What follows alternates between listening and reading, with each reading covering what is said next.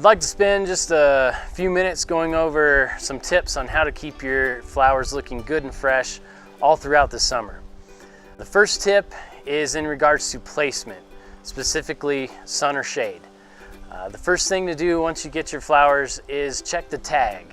Every single one of our tags will tell you where to place the flower, where it grows best. So that's either sun or shade or even partial. You can also classify direction as sun or shade. So an example would be south facing or west facing sides. We classify those as full sun areas. If the area you're planting your plant is on a north facing side, we classify that usually as full shade. And then if it's on the east side, we call that partial because you get that morning sun and then it's shaded the rest of the day. It's really important, really crucial to put these plants in the right light requirements. A quick example again would be, if you put a geranium or petunia, both full sun loving plants in the shade, then number one, they're gonna quit blooming, or they're really gonna slow down with their flowers. And then number two, you're gonna get some really stretchy growth because those plants are gonna start looking for the light. On the opposite end, if you've got a hosta, which is a plant that loves the shade, if you plant that in the full sun, it's just gonna burn right up. So next is fertilizer. And while your plants will survive without any additional fertilizer throughout the summer, they'll definitely look a lot better, have better growth and more flowers if you do add a little bit as we go on. The easiest product to use is an encapsulated fertilizer. Osmocote is a very common brand. A lot of people know about it, but you can find that at any garden center. Very simple to use. It's easy for me to recommend.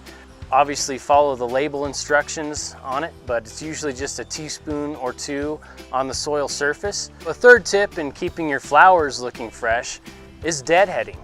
Now, deadheading is the practice of just removing spent flowers, old flowers, before they steal energy from the plant in trying to produce seeds.